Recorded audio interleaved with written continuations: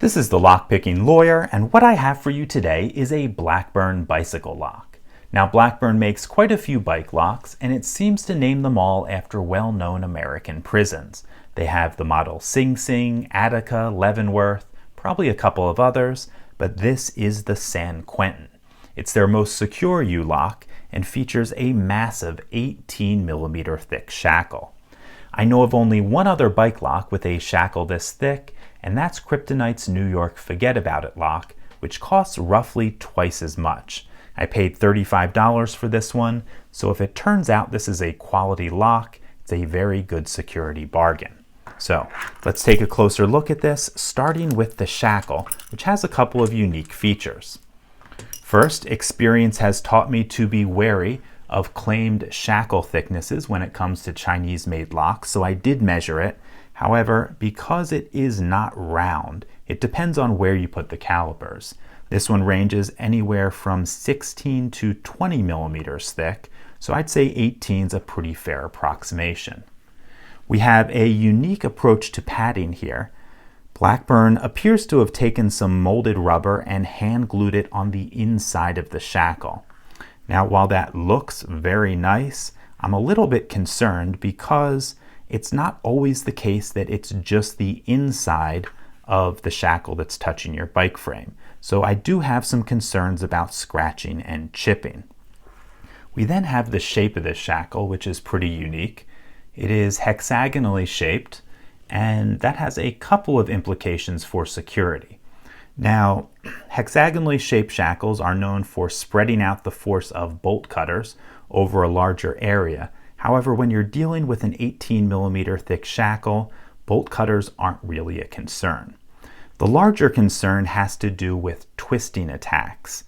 Now, usually when someone is cutting through a shackle like this, what they're going to do is cut through it in one place and then try to twist the lock open.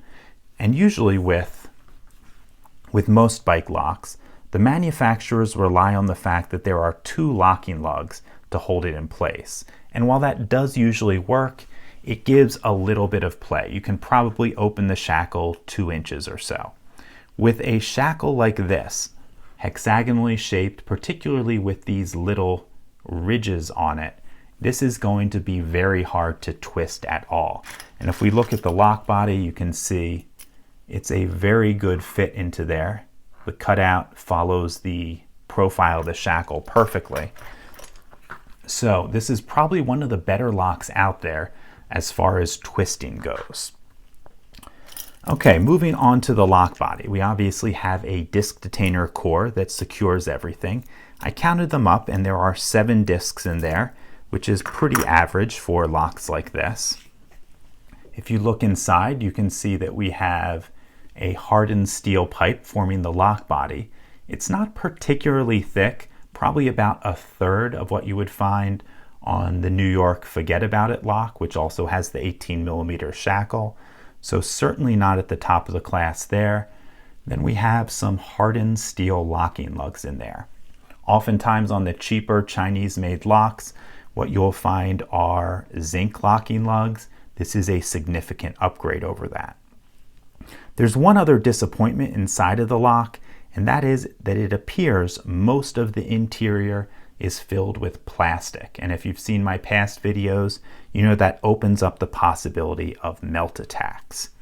Other than that, this looks like a pretty average looking lock body. We do have a little dust cover. That's always a nice little feature for keeping dust out of here and making sure this doesn't seize up for the weather.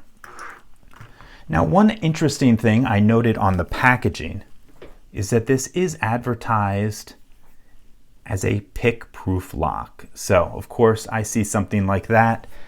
That's like waving a red flag before the bull. So, we're going to test that out right now.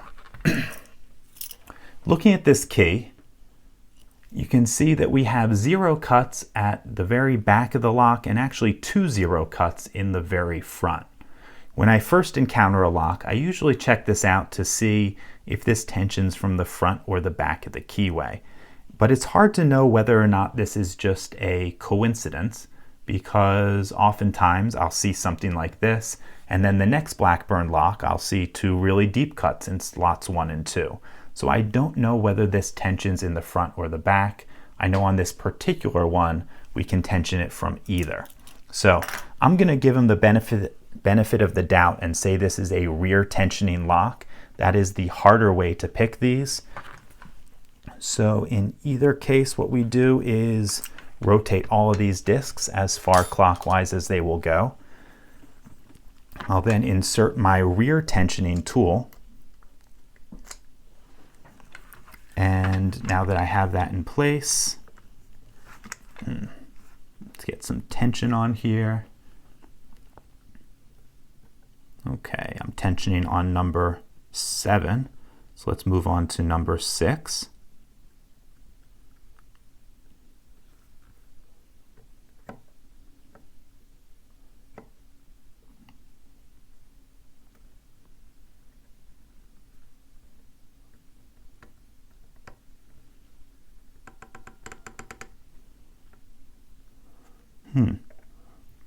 That is binding. Oh, there we go. There we go. Found a gate for number 6. Moving on to 5. Got a click out of 5. On to 4. Got a click out of 4. 3. And it appears that we opened this up. As I mentioned before, there were 0 cuts on discs 1 and 2, so it'll usually take a little bit longer to open these up, but not all that much. So as far as this Blackburn lock goes, altogether not a bad package. We have a super beefy shackle. The lock body isn't bad, though frankly I'd like to see a little bit more from it, but all in all, probably not too bad for 35 bucks. That's all I have for you today. If you do have any questions or comments about this, please put them below. If you like this video and would like to see more like it, please subscribe. And as always, have a nice day. Thank you.